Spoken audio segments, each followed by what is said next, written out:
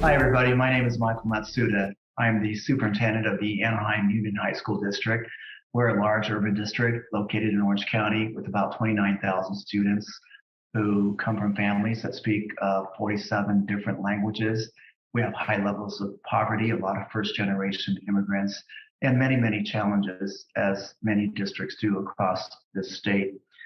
I'm here to talk a little bit about community engagement and specifically family and parent engagement. And our approach is very simple. For those of you who've seen the award-winning Broadway musical Hamilton, there's a song in there called The Room Where It Happens about Jefferson and Hamilton coming together and creating this big compromise for our Constitution. But the room where it happens is really where power and decisions are made. And I think that that's really vital right now to include our parents in the room where it happens, giving them a voice in terms of our budget and our budget priorities, giving them a voice in terms of policies, giving them a voice really in terms of engaging this institution called public education, so that we are very clear in a shared future for our children. There's so much at stake as we move forward.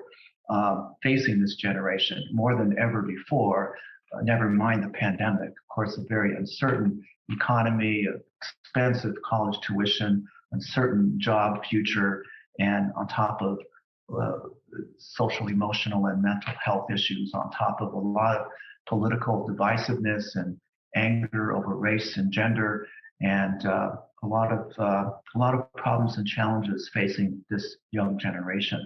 So more than ever, certainly we need parents in the room to help solve these problems. And AUHSD's approach to solving them is to invite them in things that normally they weren't invited to, like things like the LCAP, the Local Control Accountability Plan, who unfortunately many districts still operate as if they are above the parents and make decisions for them, not with them.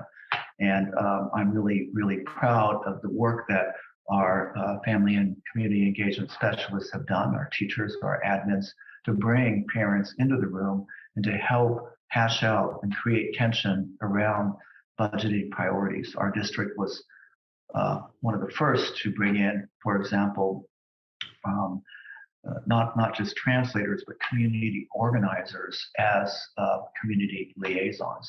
Our district was among the first to bring in social workers when parents recognized that this was a problem with kids, even prior to the pandemic. So we had layers of social emotional that was built up prior to the pandemic. Our parents were also the first to share how, quote, boring school had become with all these tests and stuff like that. So 7 years ago, 8 years ago, not only did we listen to parents and students, we decided, and teachers, we decided to do away with a lot of the interim assessments and the even a lot of the summative assessments, the teach the test culture that was turning off a lot of kids as well. So parent engagement, not only participation in things like the LCAP, but also parent learning walks where parents are brought into the classroom to look and see how effective instruction should be done, and when it's not, to learn appropriate ways to put tension on the system. Our parents lead in their own leadership institute called the Parent Leadership Academy. They design that, they teach it to other parents, and they focus on things that concern the parents, and they teach other parents through our Parent Leadership Academy. Another thing that we have done to address our problem of practice, which is all about how do we reach out to disengaged families, how do we reach out to families that are marginalized. Well, the pandemic itself exposed a lot of gaps in our systems and a lot of inequities in society. One of them, of course, was access to information, access to healthcare, access to a lot of services, including food, things that sometimes are beyond the school purview. We partnered with a nonprofit, Latino Health Access in UC Irvine, to create a education program called the Promotores, based coming out of a lot of healthcare, where lay parents would be trained around issues involving the pandemic, trained by health professionals and doctors, and to go out and be ambassadors for the district to share their learning, knowing that we had a moving target in terms of how to respond to the pandemic. But what it comes down to, too, is trust. And trust between an institution called school districts and the community of parents who are very complex, right? Many cultures, many languages from different social economics. But in order to build trust, as the award-winning author and social worker Brene Brown talks about, is being able to be vulnerable with your institution. Be willing to have the courage to let others speak, even though it may not be what you want to hear. That's really important, because not only to have them speak, but to respond appropriately to many of the parent concerns. And I think that over the years, our people, our teachers, our classified staff, certainly our administrators, have opened the doors to parents to allow themselves to be vulnerable and exposed, right? So parents feel that they have a safe place to share concerns and a place at the table as well. I think finally, in terms of addressing our problem of practice, reaching out to marginalized communities, is that we're bringing school into the community and the community into schools through our concept of community schools.